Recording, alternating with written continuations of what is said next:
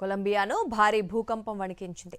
7.4 తీవ్రతతో సంభవించిన భూకంపం దాటికి భారీగా ప్రాణ ఆస్తి నష్టం జరిగింది. పలు భవనాలు కుప్పకూలటంతో శిథిలాల కింద పలువురు చిక్కుకున్నారు. ఇప్పటికే 111 మంది మృతి చెందగా 87 మంది గాయపడ్డారు. సహాయక చర్యలు కొనసాగుతోన్న వేళ ప్రభుత్వం ఎమర్జెన్సీ ప్రకటించింది. మరోవైపు పొరుగు దేశాల్లోనూ భూకంప ప్రకంపనలు కనిపించాయి.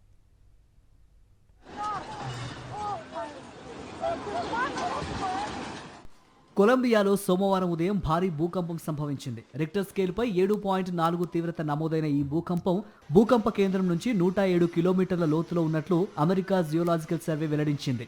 ప్రకంపనల దాటికి 61కి పైగా భవనాలు కూలిపోయాయి.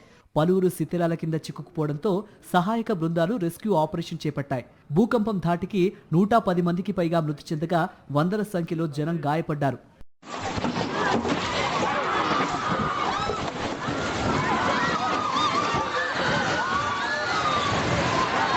భూకంపం ప్రభావంతో కొలంబియా ప్రభుత్వం జాతీయ అత్యవసర పరిస్థితిని ప్రకటించింది. ప్రజలు అప్రమత్తంగా ఉండాలని, భవనాల్లో పగుళ్లు కనిపిస్తే వెంటనే బయటకు రావాలని అధికారులు సూచించారు.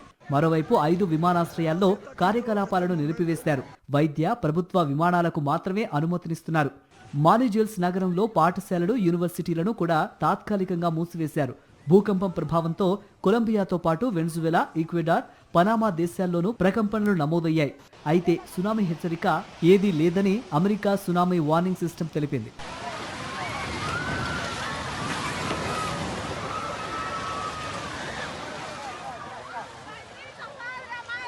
భూకంప ప్రభావిత ప్రాంతాల్లో సహాయక చర్యలు ముమ్మరంగా కొనసాగుతున్నాయి. శిథిలాల కింద చిక్కుకున్న వారిని రక్షించడమే తమ తొలి ప్రాధాన్యత అని కొలంబియా అధ్యక్షుడు తెలిపారు. మరోవైపు ఆఫ్టర్ షాక్స్ ముప్పు ఉండడంతో ప్రజలు అప్రమత్తంగా ఉండాలని అధికారులు సూచించారు. నష్టంపై పూర్తి స్థాయి అంచనా కొనసాగుతూ ఉండడంతో మృతుల సంఖ్య మరింత పెరిగే అవకాశం ఉందన్న ఆందోళన వ్యక్తమవుతోంది.